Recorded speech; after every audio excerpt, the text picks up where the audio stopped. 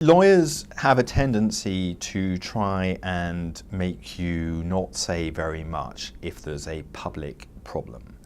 And I think that's actually fair enough, and particularly where it's very clear that there is a potential legal implication here.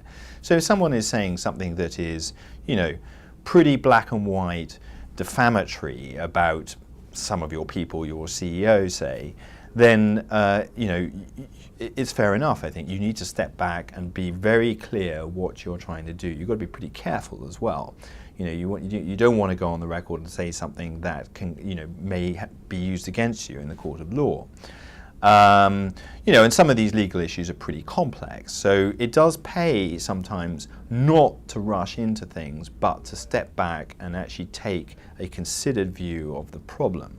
The problem, of course, is that you feel very rushed into this stuff precisely because you think that this stuff is going to go viral, and it does. The nature of the internet, of social media, is things are very quick. They can take off very quickly. So there's an old kind of saw here which can be used, a useful tool, which is really acknowledging an issue quickly.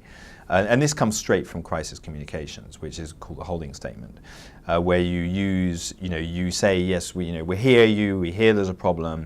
We're now, so we post something online saying, we're aware of this, thank you for your comment. Well, we need to look into this as a priority, and we'll come back to you as soon as possible.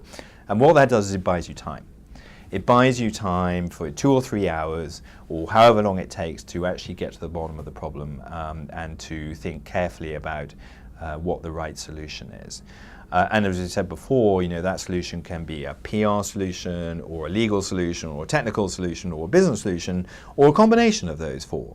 So that can take a little bit of time to come to. Some of these problems are not very clear. That said, there is also, the way that you actually do something, the way that you communicate even your legal solution needs to be very carefully calibrated.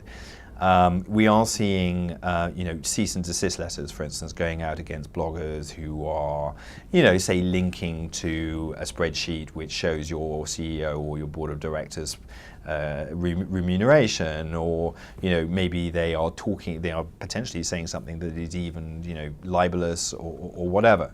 So out goes a cease and desist letter from your corporate counsel or from your lawyers. And these have a habit of being paraded online as a kind of badge of honor. And of course, this can become a reputational problem. So you have to be very, very careful now about how legal threats are made online. And that's something to be very aware of.